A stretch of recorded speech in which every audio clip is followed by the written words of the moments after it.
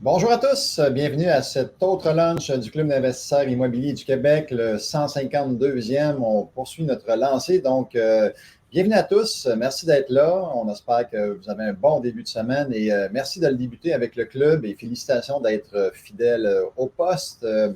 Aujourd'hui, gros sujet avec les prêteurs privés et M. Lépine qu'on vous introduit sous peu, mais entre-temps, pour commencer, Jean-Philippe, salut.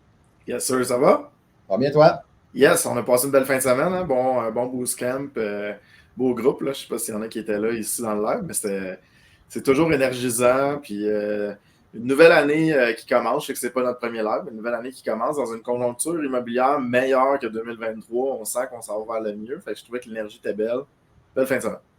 Effectivement, les gens ont apprécié ta présence samedi. Je crois que Gino Perron était là.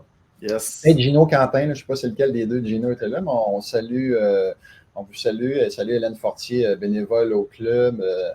Ensuite, qu'on peut saluer. En bref, il y a déjà des gens qui ont commencé à partager en écrivant Go, Go, Go. Donc, on va en profiter avant d'introduire M. Lépine pour vous rappeler de partager le lunch sur vos plateformes préférées, inscrire le mot Go, Go, Go en majuscule comme on le voit à l'écran. Et pour courir la chance de gagner 3 prix qu'on fait tirer. Donc, premier prix qu'on fait tirer, c'est 205, c'est le cours de flip. Donc, le cours de flip qui a lieu le 15 février prochain. Donc, dans un mois, jour pour jour, on ramène le cours de flip qui est de plus en plus en demande. Donc, on a arrêté de le donner durant la pandémie. Donc, c'est à Montréal. Pour ceux qui sont intéressés à faire de l'argent rapidement, c'est le cours tout indiqué. Ensuite, on enchaîne avec un autre prix, un ensemble triplex. Donc, on fait tirer 3 livres, dont le livre de M. Lépine, Indépendance financière grâce à l'immobilier, un livre qui est coécrit avec Luc Poirier, Courage, Vision et Passion, et mon livre sur les flips. Donc, et voilà. Et troisième prix qu'on fait tirer, c'est 250 d'arabais sur le programme Élite, donc le coaching et mentorat qui débute le 24 février à Montréal ou le 23 mars à Québec. Donc, à vos claviers. Sans plus tarder, on va vous présenter M. Lépine, le fondateur du club et également prêteur privé. Donc, salut Jacques.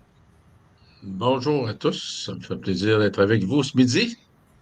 Et moi, je ne vous ai pas souhaité bonne année, alors j'en profite pour souhaiter bonne année à tout le monde. Et comme Jean-Philippe a dit, une meilleure année 2024 que 2023 qui a été relativement stressante. Et les nouvelles semblent s'améliorer pour 2024. Et c'est sûr que, comme je le mentionne souvent, tous les cycles ont une fin. Alors, on arrive à la fin de ce cycle pour en repartir un nouveau, mais inquiétez-vous pas, ça va revenir aussi un jour. Alors, préparez-vous d'avance et soyez de bons gestionnaires, de bons analystes et de bons prévisionnistes. J'adore. Excellent. Vas-y, Yvan, tu avais quelque chose à rajouter? Alors, vas-y, je te dis merci à Jacques d'être là, mais vas-y. Merci à Jacques d'être là. Mais non, mais j'adorais la présentation de Jacques. Des fois, il disait, si vous vous souvenez, dans telle crise, telle chose. Puis écoute, ça fait 20 ans que l'immobilier, ça va bien. Là, on a vécu une crise différente. C'est pas une crise de vacances, quoi que ce soit. Mais là, je riais, je me disais, je vais rire dans 10 ans, je vais dire, souvenez-vous, 2023, une hausse soudaine des taux d'intérêt, changement des règles à la SCHL. Ça rajoute dans le petit paquet d'expérience. Vous vous souvenez, lorsque dans certaines présentations aux soirées mensuelles, je disais, nous surfons sur une vague et tôt ou tard, la vague, elle va casser. On ne savait pas ce qui ferait casser la vague. On se doutait que ce serait une crise économique ou des taux d'intérêt. En fait, on est arrivé dedans, en plein dedans. Peu importe si on prévenait le monde, on a continué d'être impatient, imprudent. L'expérience. Ouais. Excellent, excellent. Les amis, aujourd'hui, on parle de prêts privés à vos claviers pour poser des questions à M. Lépine. Il va se faire un plaisir d'y répondre, peut-être pendant que les gens se manifestent avec leurs questions, peut-être introduire le sujet. Jacques, pourquoi les prêteurs privés comme alternative aux banques?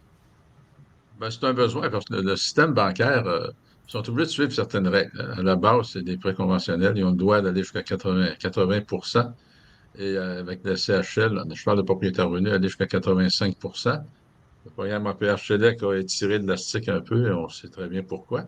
Mais on va revenir aux normes standards. Et au prix où sont les immeubles actuellement, les mises de fonds peuvent être considérables. Donc, le prêteur privé peut aider à compenser pour des manques de mise de fonds et dans des situations temporaires aussi, lorsqu'on fait j'appelle ça de l'optimisation d'immeubles, où les banques ne suivent pas totalement le projet tant aussi longtemps qu'il n'est pas terminé.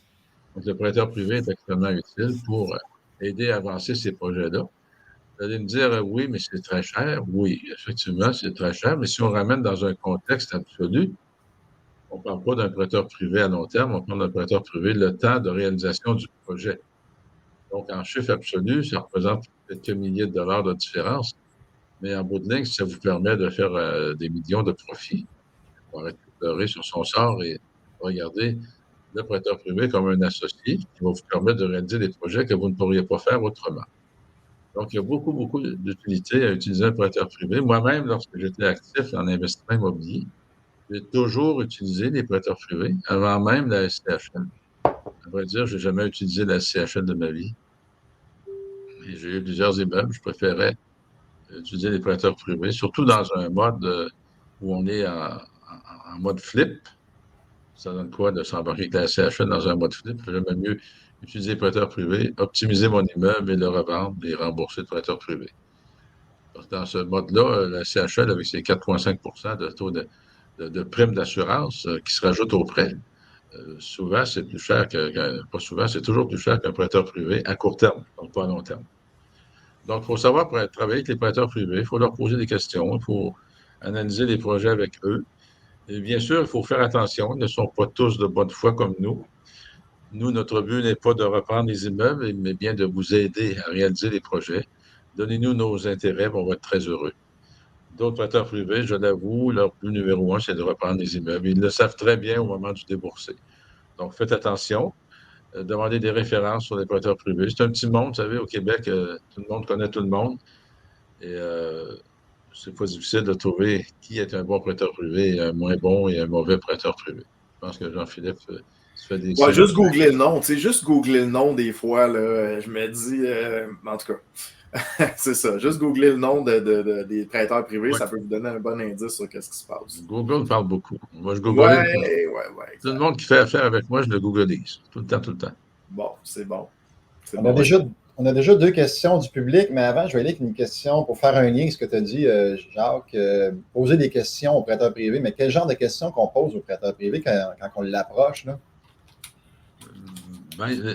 Les prêteurs privés ne sont pas très bavards. Ils vont dire leur taux d'intérêt. Ils ne parlent pas souvent des frais cachés, des minimums de temps, des pénalités qu'ils exercent si tu rembourses avant 6 mois, avant 12 mois. Alors, poser ces questions-là, est-ce qu'il y a des frais de fermeture de dossier? Alors, il y a beaucoup de petites clauses qui peuvent être mises qu'on ne prend pas le temps de lire. Souvent, on utilise le prêteur privé en dernier recours et on est tellement content qu'on ne prend pas le temps de bien analyser est-ce qu'il y a possibilité de remédier au défaut s'il y a un défaut? Certains prêteurs privés, non. S'il y a un défaut, le prêt est rappelable immédiatement. Il ne veut pas, même si tu fais un paiement, il ne prendra pas. Il veut tout l'argent.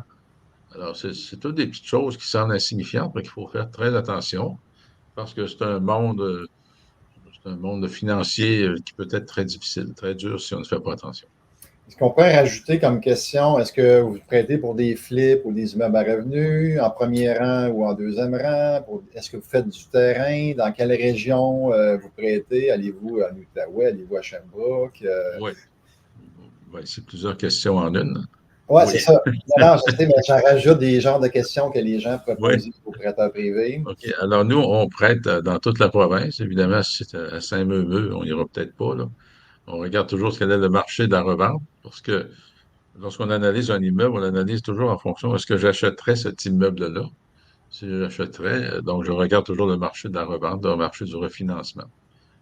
On fait du prêt de premier rang, deuxième rang. On fait aussi ce qu'on appelle la dépossession des actions. Deuxième rang, on va toujours dans un ratio de 80-85 de la valeur totale. Premier rang aussi. Nos prêts sont remboursables en tout temps sans pénalité. On n'a pas de frais cachés. La majorité ont 6 mois minimum et 3 mois de pénalité si tu rembourses avant 12 mois. Et il y en a qui ont des frais de fermeture de dossier. Nous, on n'a pas ça. Si on n'a pas les garanties suffisantes, on va demander des garanties sur d'autres immeubles. Et, on fait des déboursés progressifs aussi. On aime bien pas la rénovation, l'optimisation d'immeubles, des flips, on en fait. On fait tout ce qu'il y a d'immobilier, mais on ne fait pas de personnel, c'est-à-dire quelqu'un qui a un préavis d'exercice sur sa maison. On ne fait pas ce genre de prêt-là parce qu'on sait très bien qu'on va probablement avoir à expulser la famille, ça ne fait pas partie de nos valeurs. Donc, seulement d'investissement et pas de sauvetage, mettons. Non. Ben, si c'est de la propriété en revenu, oui, mais pas du résidentiel où il y a un risque de devoir mettre la famille dans la rue, ça, on ne touche pas à ça. Pas nous. Il y en a qui le font avec plaisir, mais c'est pas illégal, mais on sait d'avance qu'on va les expulser. Alors, je n'embarque pas là-dedans. Ça fait pas partie de mes valeurs. Excellent. Et Jean-Philippe, ça s'est manifesté. Là. Je pense que tu as de l'eau au moulin en masse déjà. J'ai de l'eau au moulin, construction neuve. Plusieurs personnes qui posaient la question, Jacques, construction neuve. Ouais, nous, actuellement, à moins d'un entrepreneur extrêmement sérieux avec de bonnes références, on ne touche pas. Parce qu'il y a toujours le risque de l'hypothèque légale de construction qui passe devant le premier rang. Et ça, c'est très agaçant parce qu'on est rendu, on a déboursé tout le prêt, puis il se rajoute un 50, 60, 100, 200 000 avant nous. Ça augmente le risque énormément. Donc, à moins d'un entrepreneur extrêmement sérieux qui est capable de nous démontrer tout ce sérieux-là, une bonne historique, on pourrait peut-être y aller, mais ce n'est pas notre ligne numéro un. La ligne numéro un, c'est l'optimisation d'immeubles. Surtout que j'imagine dans la construction neuve, il peut y avoir des TPS, CVQ à remettre qui ne sont pas remises, peut-être aussi. Le risque augmente. Le risque augmente de beaucoup. L'hypothèque légale de construction, l'hypothèque du gouvernement. Il faut faire attention. Vous savez, le monde financier, c'est un monde à deux couteaux, un couteau à deux tranchants, c'est-à-dire il faut faire très attention partout. Parce que les gens, généralement, au départ, sont de bonne foi. Mais en cours de route, lorsque les difficultés arrivent, la foi varie. On perd beaucoup la foi. Et quand ça devient sauf qui peut, ben, on ne nous dit pas la vérité, alors qu'on devrait nous le dire au départ. Dans notre cas, nous, j'aime bien mieux que les gens m'appellent, voici qu'est-ce qui se passe, comment est-ce qu'on peut travailler ensemble. Au lieu de nous forcer à le faire à la dernière minute, et on réalise qu'on nous a caché des choses, à ce moment-là, on exécute ce qu'on a à exécuter. On n'est pas des œuvres de charité. D'autant plus que nous, on est un fonds d'investissement. Donc, pour le fonds d'investissement, on a des règles à suivre. On doit donner des rendements à nos investisseurs. Ils ne sont pas là pour avoir le rendement futur, ils sont là pour avoir le rendement immédiat. Donc, on ne peut pas tolérer des écarts de conduite trop grands. Excellent. Quand même, Jacques, 245 personnes sur Facebook présentement, à part les autres plateformes où on est diffusé. Donc, il y a peut-être 300 personnes qui nous écoutent. Donc, merci d'être là. Jean-Philippe, il y a peut-être ciblé d'autres questions, mais j'aimerais ça, pendant que Jean-Philippe va choisir la prochaine question, que vous nous partagiez dans le chat votre appréciation justement de ces lunchs-là, puis qu'est-ce que vous appréciez. Ça nous fait plaisir de vous lire, donc gênez-vous pas. En plus de partager, écrivez des beaux commentaires, comment vous aimez M. Lépine et tout ça, donc on me fait plaisir de lire ça. Donc, prochaine question, Jean-Philippe, les gens. C'est sûr que c'est une question sur toutes les lèvres, Jacques. Là,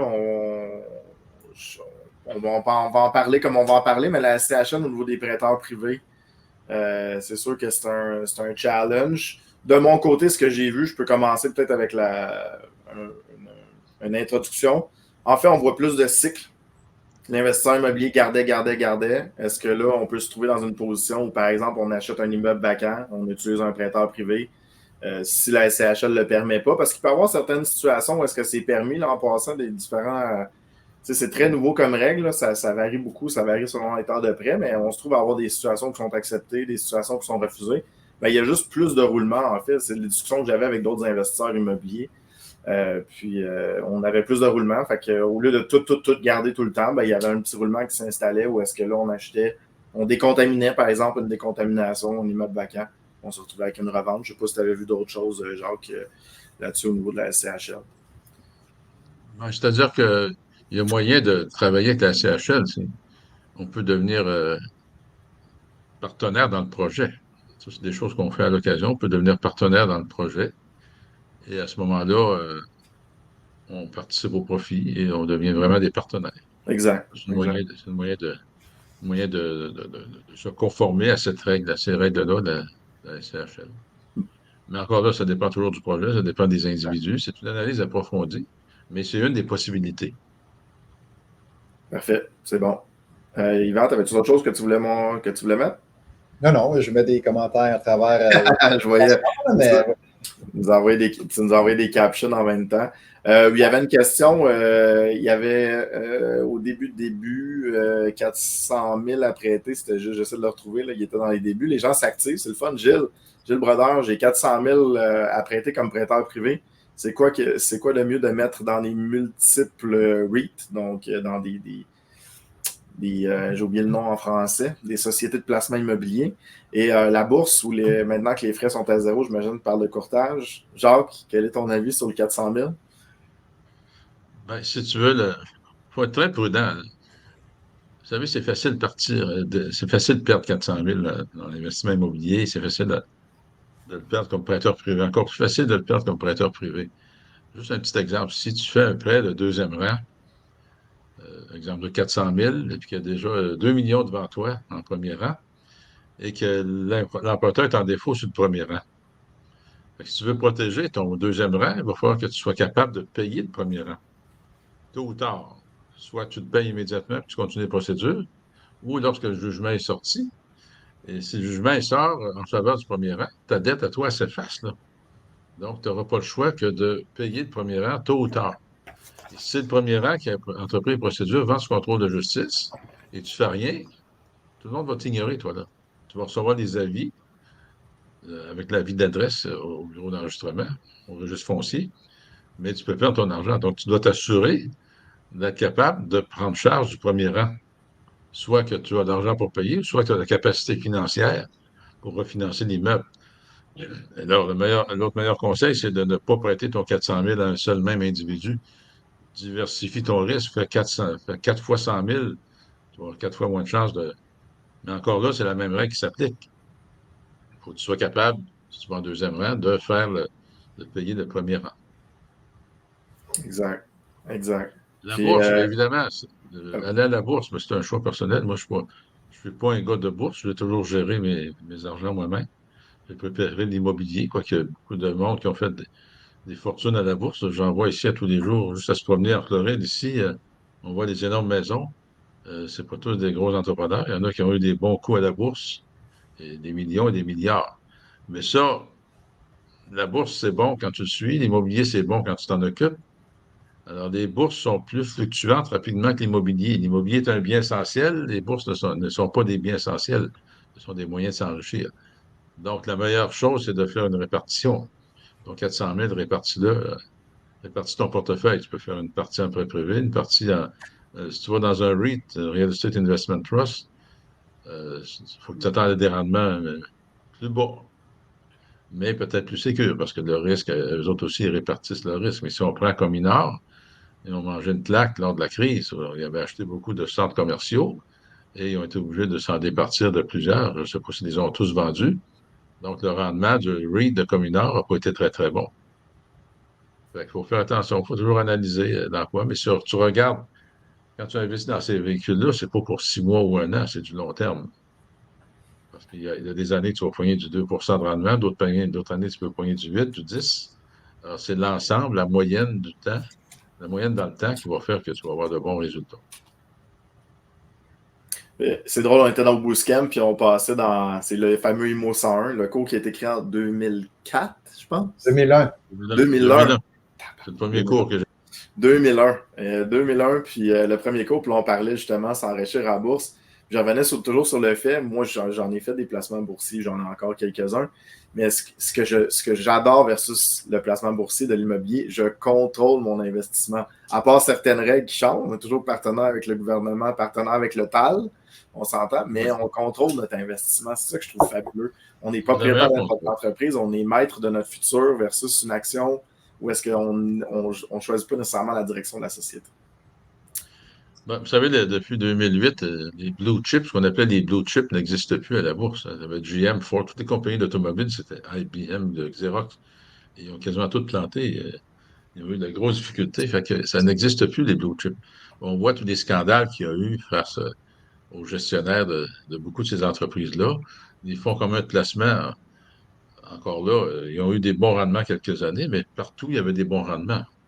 Mais moi, ça me scandalise quand je vois que les présidents de ces gros fonds-là se payent des bonus astronomiques, même s'il y a un déficit d'opération. Alors, moi, je ne suis pas capable. je suis absolument incapable de mettre de l'argent dans ces choses-là parce que, comme tu viens de dire, j'aime bien contrôler mes affaires. Mais il y en a qui ont fait fortune dans ça. Oui, oui, absolument. Ben, tous On les ne peut véhicules pas sont nier bons. non plus. Tous les C'est une véhicules question sont de bons. timing, hein? C'est une question de timing.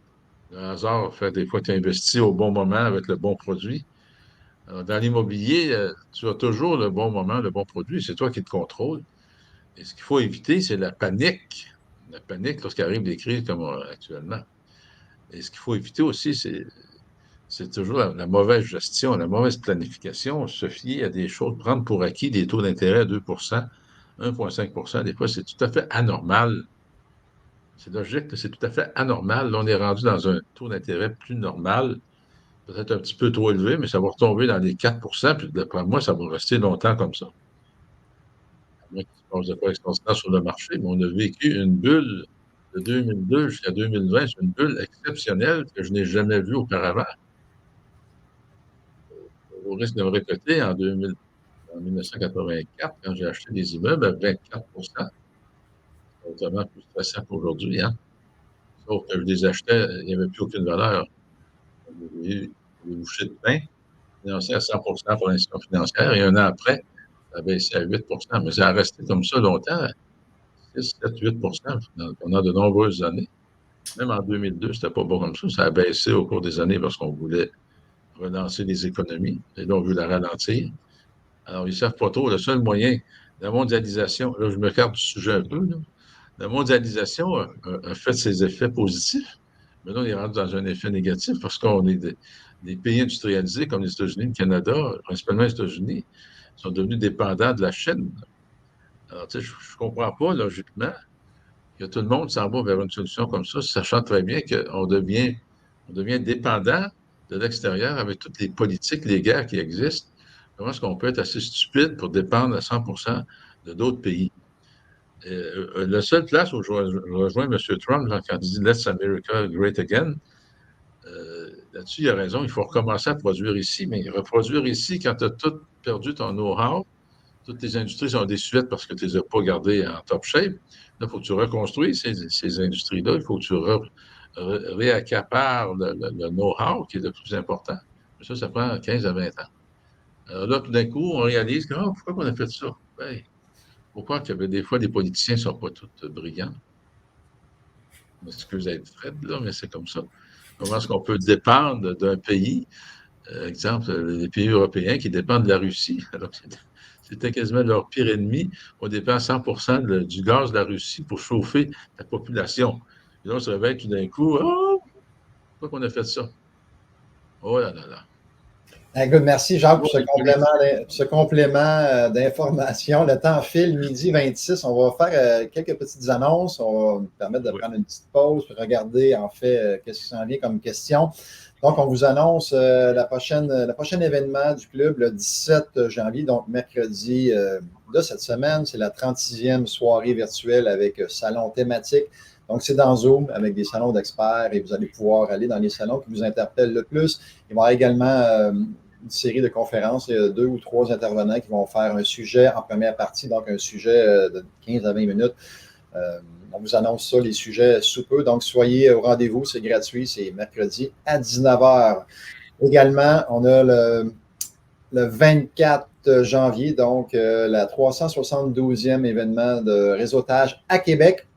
Donc, on va avoir aussi différentes conférences qui vont être là. Vous allez pouvoir rencontrer nos experts, nos membres corporatifs, visiter la table des livres pour avoir accès à des best-sellers, entre autres qu'on a écrit en fait avec M. Lépine et Jean-Philippe, Gilles Laferrière, entre autres, et Vincent, Luc Poirier, tout ça. Donc, c'est à Québec le 24 janvier prochain. On enchaîne avec le 15 février, la formation sur les flips donnée par moi-même. Donc, ça faisait, je pense, 3 ans que je n'avais pas donné cette formation-là. Donc, les flips vont être de retour. Ils ont été laissés de côté un petit peu, mais avec les situations financières des propriétaires actuellement qui vont être en difficulté avec les taux d'intérêt, on risque de revoir de plus en plus de flips qui vont se faire. On a également le 24 février notre programme Élite, donc notre coaching et mentorat, qui a été suivi par, je crois, 7700 personnes qui ont suivi cette formation-là. Plusieurs sont devenus millionnaires de l'immobilier grâce à nos enseignements. Donc, ça commence à Montréal et en virtuel le 24 février prochain. C'est ça. Et le 23 mars à Québec. Donc, et voilà. Et dernière petite annonce. Maintenant, nos lunchs immobiliers sont sur les podcasts, donc les balados diffusion.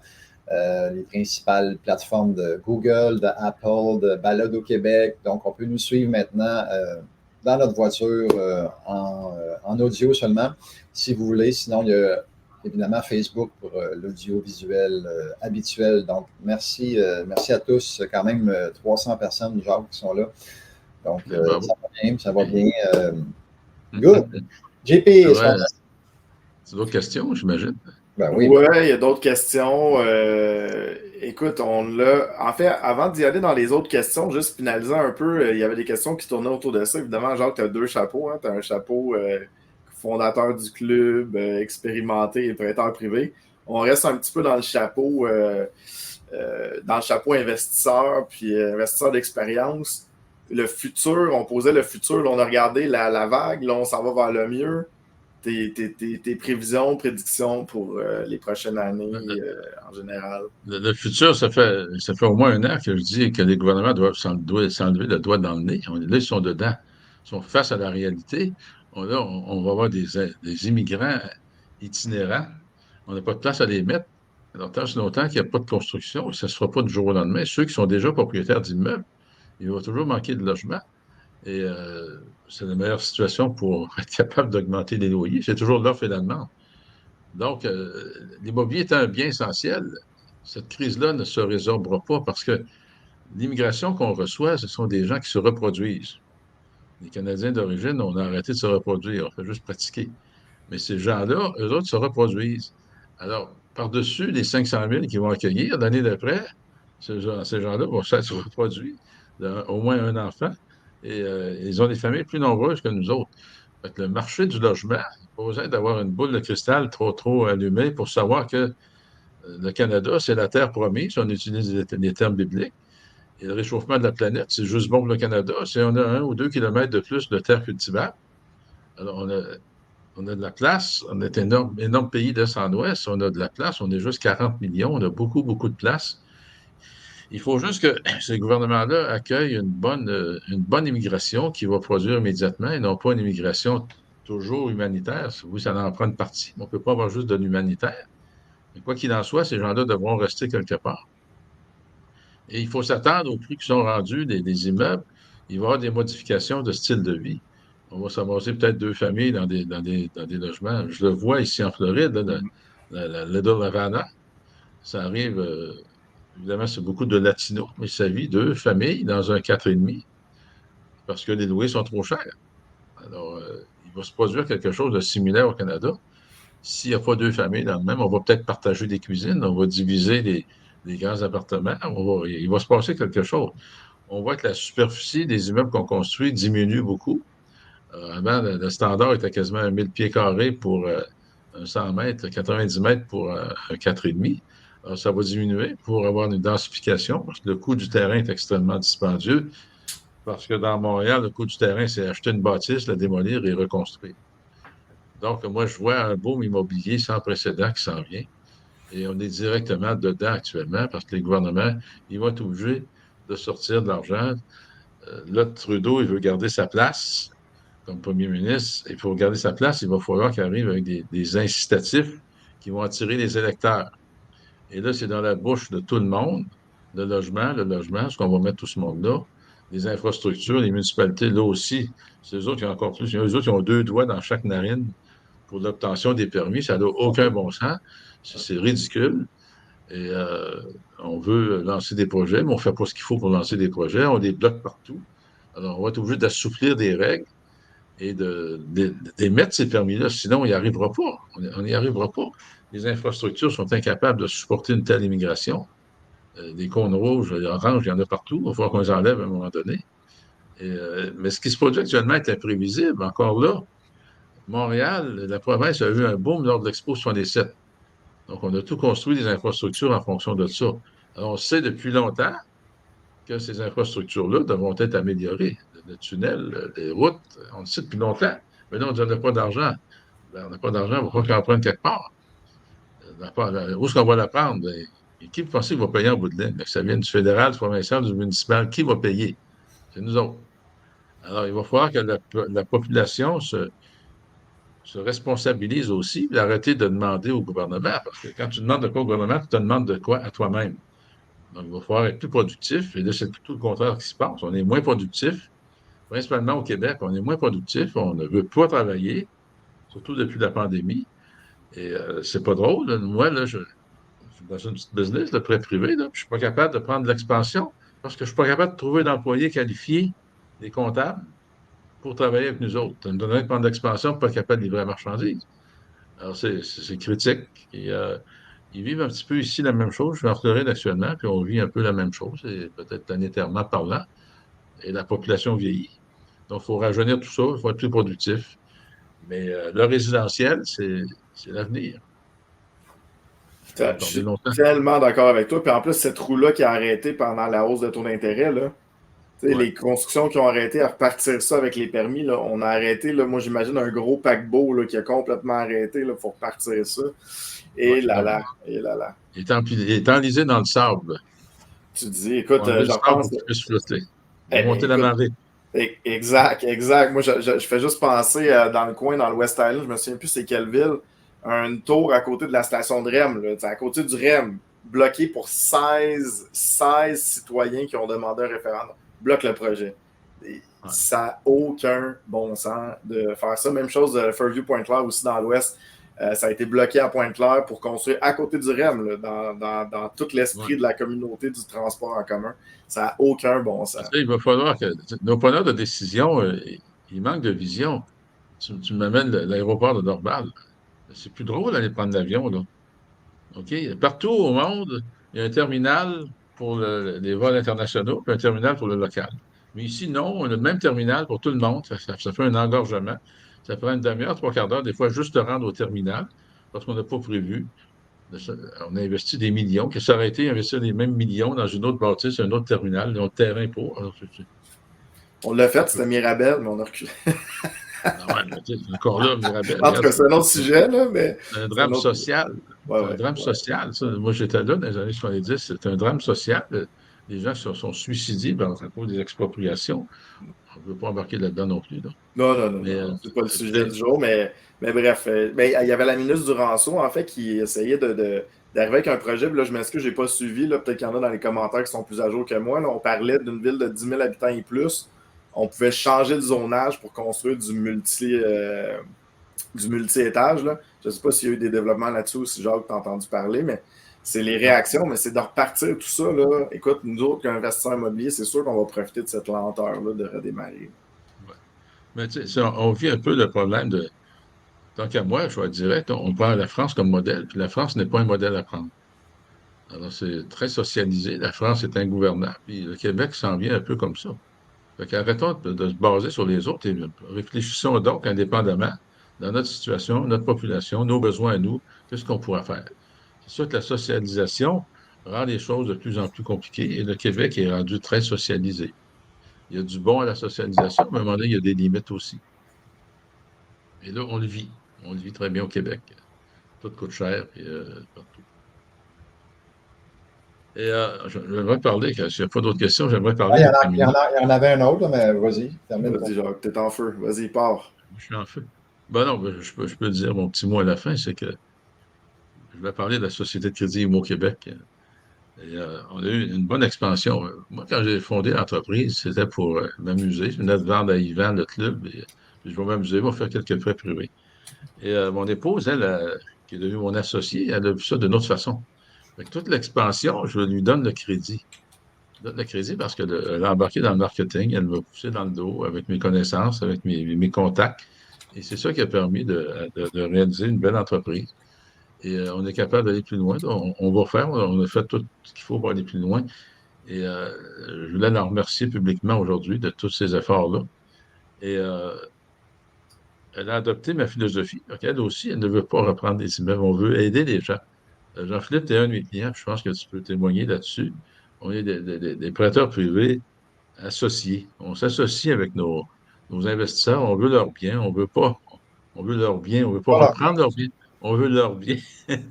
Et c'est une philosophie que moi et Josabelle, on a impliquée, puis qu'on veut continuer parce on est heureux avec nos clients, on les voit réussir, puis ça rentre dans ma lignée, dans ma philosophie de vie. J'ai fondé le club dans le but d'aider les gens à réussir et ça fonctionne très bien.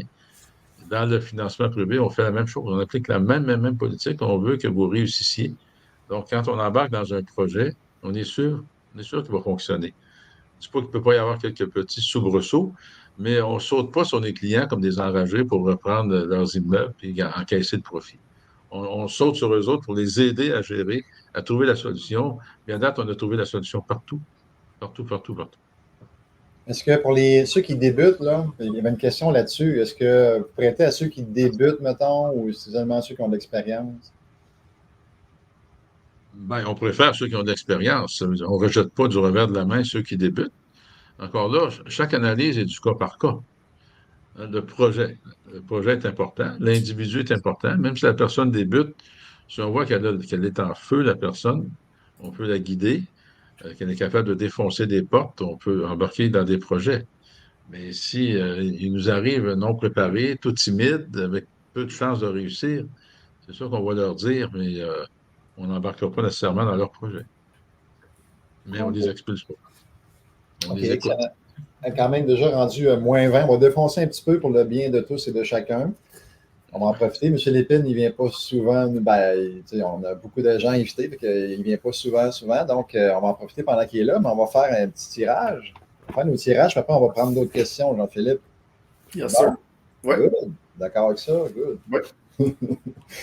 Donc, premier prix qu'on fait tirer, c'est 250 de rabais sur le programme Élite. Et ceux qui vont gagner, allez dans le chat, vous allez voir les coordonnées pour contacter le bureau. Et le gagnant ou la gagnante est Dave Bernier, qui est de Amkoui, je crois, ou Rimouski. Dave qui a fait son coaching à distance dernièrement. Donc, tu pourras l'appliquer sur ton programme Élite avancé, Dave. Donc, félicitations. Ensuite, on a un ensemble de livres triplex comprenant l'indépendance financière grâce à l'immobilier, courage, vision et passion et les flips d'une valeur de 90 et Mélodie Cabana se mérite le prix. Bravo, Mélodie. Et on a la formation Les Flips qui a lieu le 15 février prochain à Montréal. Et le gagnant ou la gagnante est... Roulement de tambour. Antoine Filion, La Liberté. Donc, félicitations aux 3 gagnants. On réclame le prix en allant voir les coordonnées dans le chat. Bravo à tous. On poursuit avec nos questions pour M. Lépine en format un à côté de l'autre. On a changé de format. On parlait de solutions abordables pour les logements.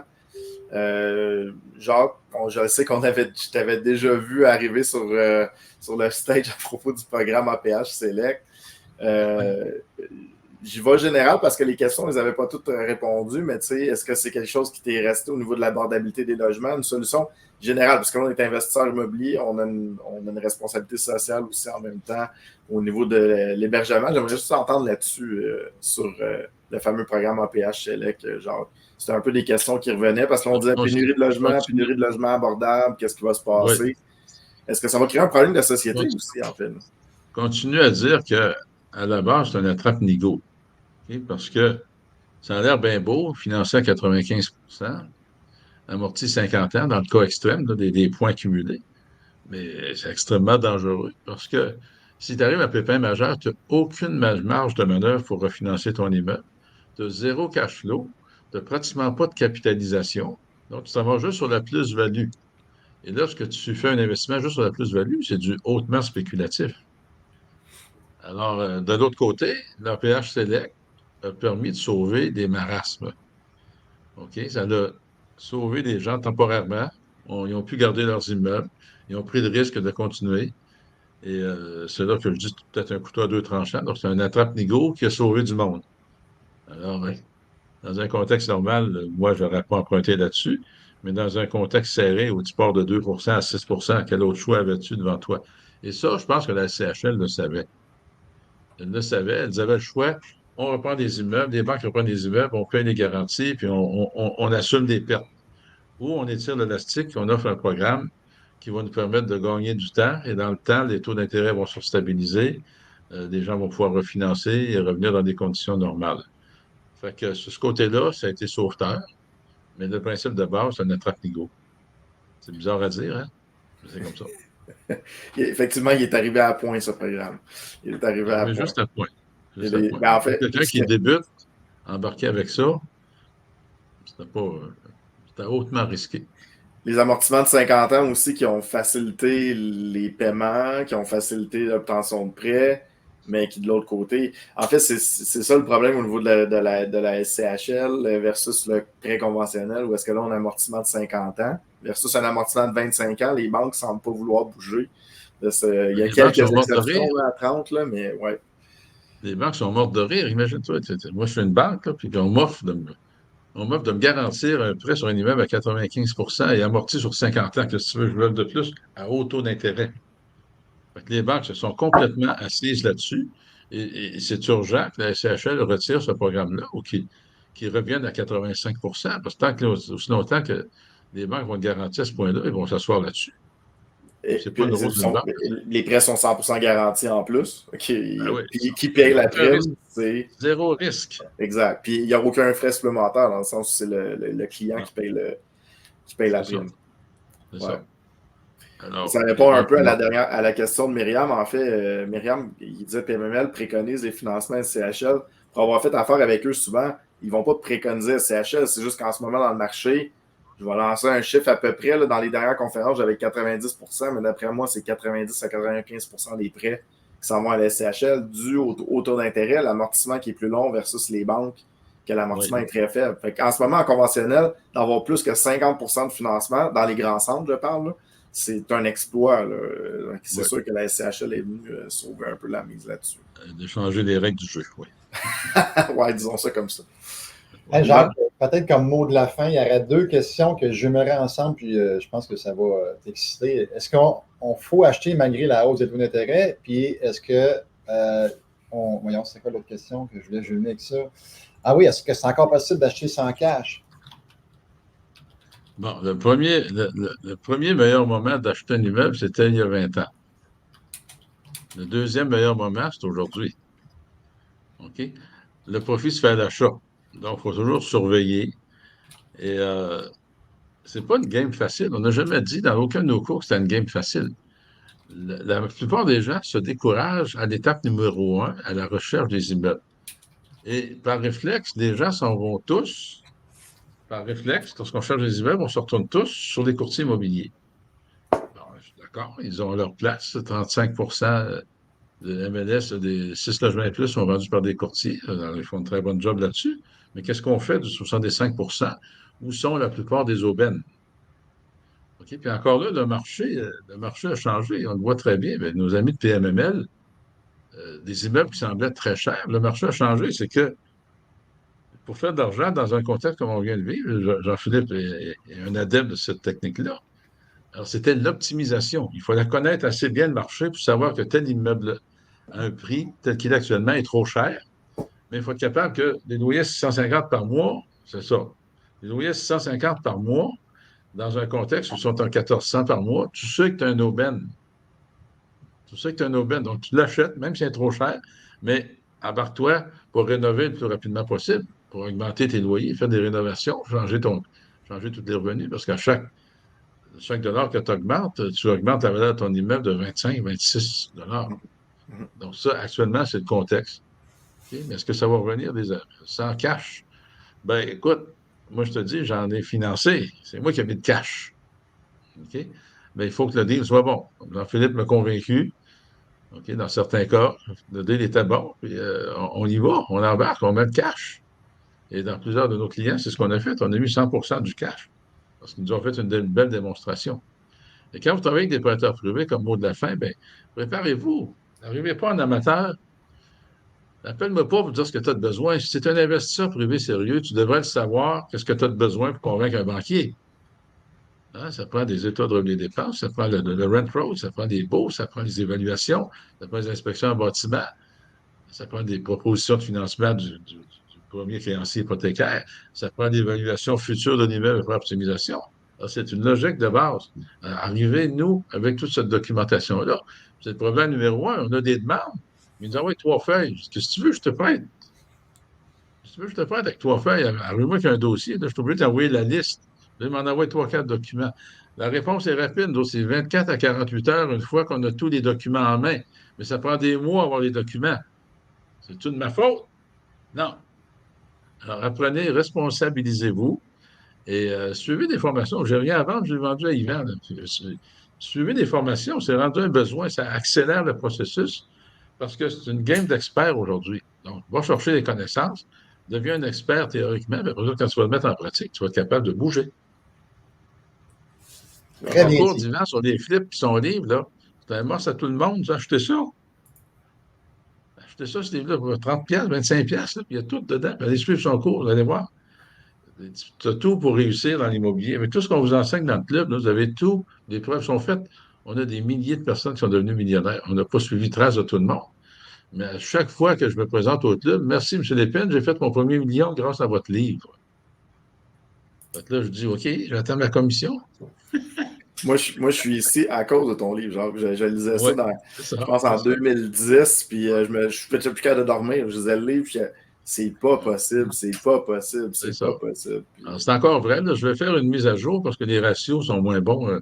Ils datent de 2007. Donc, je vais faire une mise à jour. La prochaine édition va être une mise à jour. Donc, on va refaire un autre best-seller pour la mise à jour. J'adore. Hey, merci Jacques d'avoir été là, toujours aussi pertinent, agréable et le fun de te recevoir. Reste quand même en arrière, en back, en back Oui, oui, oui. office, on peut dire. On va aller te Ma rejoindre. passion prend le dessus toujours. Hein, l'immobilier, là, écoutez, c'est un besoin essentiel. C'est formidable. C'est une entreprise. Si vous la gérez bien, c'est un jeu d'enfant. Si vous la gérez mal, ça devient un enfer. Alors, à vous de faire la différence entre les deux. Il y a Mick Morin qui dit: Je suis devenu millionnaire grâce à Jacques. Donc, un autre bon Merci. témoignage. Merci, mec. Envoyez-moi ma commission, ça va me faire plaisir. Tu l'as déjà eu. J'ai déjà eu. OK, merci, Nick. Merci, Nick. JP, un petit mot de la fin, un petit complément d'information. J'adore recevoir Jacques tout le temps. C'est toujours un plaisir de jaser. C'est toujours un plaisir de jaser au téléphone aussi. J'adore Jacques, un passionné de business. J'adore ça. Puis là, on jase business. Puis là, il me raconte un peu au niveau des prêteurs, qui fait quoi. J'adore ça. Encore la passion. Quel âge, Jacques? Je ne sais pas si tu veux le dire en nombre, là, mais. Oui, j'ai eu un jeune 75 ans, c'est en route vers le 76. J'ai eu ça le 22 décembre. Mais je ne le sens pas. Honnêtement, je ne le sens pas du tout. Juste mon miroir le matin, ou quand je me vois à la caméra, c'est vrai, un petit vieux, moi, 75 ans, les cheveux blancs. Mais à l'intérieur de moi, je ne le sens pas du tout. J'adore. Il faut C'est dire toujours que cette passion-là. j'ai une femme 30 ans plus jeune que moi, on a un bébé de 4 ans, fait que j'ai tout ce qui me pousse qu'il faut pour me pousser dans le dos. J'adore. Au plaisir de se croiser en Floride, Jacques. Ça marche, je suis là tout l'hiver jusqu'au 18 avril. Venez me voir au siège social, Jack Old Fashioned Hamburger.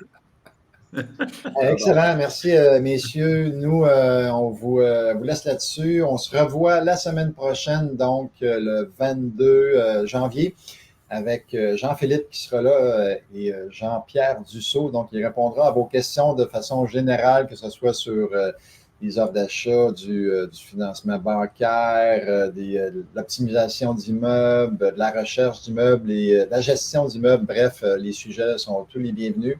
Donc, merci d'avoir été là et félicitations de suivre le club, d'être aussi fidèle. On vous dit go, go, go et à la semaine prochaine. Merci.